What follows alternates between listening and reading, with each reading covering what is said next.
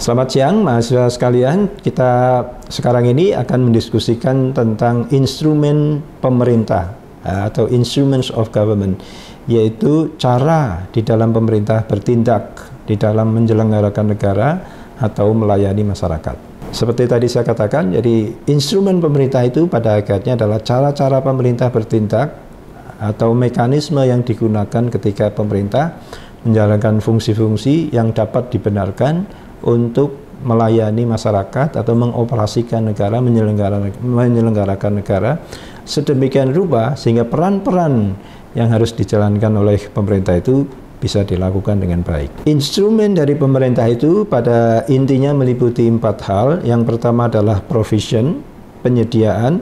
Yang kedua adalah subsidi atau bantuan. Yang ketiga adalah production atau produksi, memproduksi ya.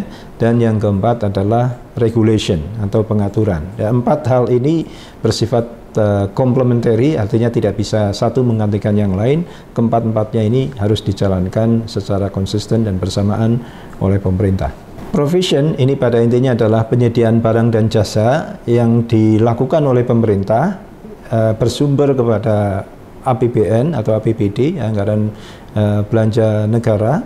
Di dalam konteks ini ada 3 perangkat kebijakan yang dilakukan. Yang pertama adalah melakukan alokasi atau allocation, yaitu penentuan slot porsi anggaran, proporsi anggaran untuk bidang-bidang sektor tertentu.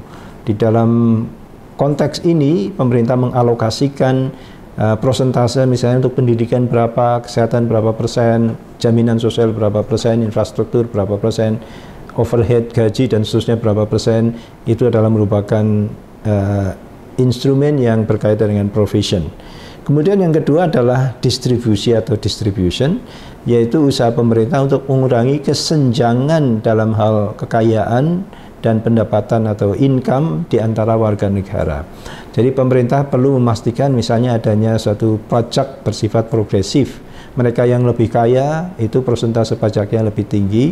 Untuk apa? Untuk memastikan bahwa orang kaya itu berkontribusi lebih besar di dalam kepentingan-kepentingan umum dibandingkan dengan orang yang pendapatannya lebih sedikit, atau melakukan subsidi silang di dalam konteks ini. Ini adalah merupakan konteks instrumen yang berkaitan dengan provision, jadi mendistribusi kekayaan di antara warga negara. Kemudian yang ketiga adalah stabilization atau stabilisasi, yaitu usaha untuk meningkatkan performa ekonomi negara secara keseluruhan melalui anggaran. Jadi APBN itu memiliki fungsi juga untuk melakukan stabilisasi. Ya, pada saat misalnya tidak terjadi resesi, uang bisa digunakan untuk investasi di infrastruktur, investasi SDM dan seterusnya. Tapi pada saat terdisrupsi oleh pandemi misalnya, maka rencana penggunaan uang untuk infrastruktur bisa direalokasi untuk mengatasi pandemi agar stabilitas situasi sosial politik ekonomi itu tetap bisa terjaga. Nah, itu adalah fungsi provision, meliputi 3 hal: alokasi, distribusi, dan juga stabilisasi. Instrumen pemerintah yang kedua itu adalah subsidi atau subsidi, di mana pemerintah memberikan subsidi atau bantuan pada sekelompok orang untuk menyediakan barang atau jasa tertentu untuk publik. Dan pemberian subsidi ini biasanya disertai prasyarat agar penerima subsidi menyediakan produk dan jasa dengan standar tertentu yang ditetapkan oleh pemerintah. Jadi pemerintah itu bisa jadi mensubsidi penyediaan rumah misalnya, ya, mensubsidi pendidikan, mensubsidi sektor kesehatan sedemikian rupa sehingga standar-standar tertentu yang diinginkan oleh pemerintah itu bisa tercapai dan kemudian kemanfaatannya bisa dinikmati oleh rakyat secara umum.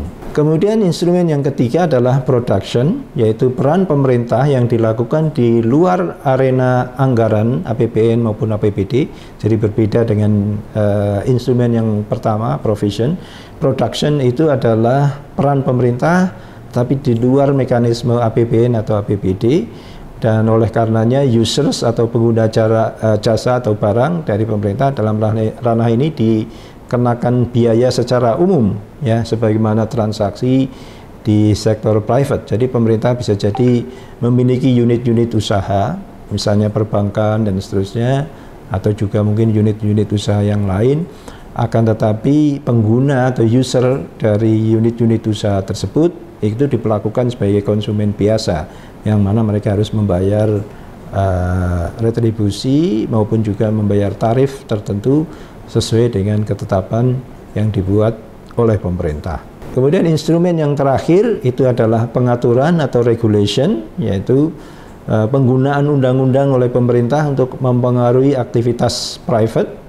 Jadi secara definisi regulation itu adalah a set of particular kind of incentive mechanisms, namely that set of incentives based on mandated actions and explicit threat of punishment for non-compliance. Jadi regulasi itu pada satu sisi merupakan kewajiban-kewajiban yang harus dilaksanakan oleh warga negara, yang di dalamnya itu mengandung insentif, disinsentif, carrot and stick, ada penghargaan dan punishment.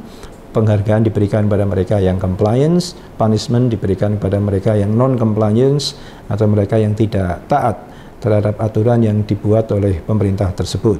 Sehingga regulation itu pada intinya adalah instrumen untuk menegakkan ketertiban sosial dan jaminan hukum dalam penyelenggaraan negara.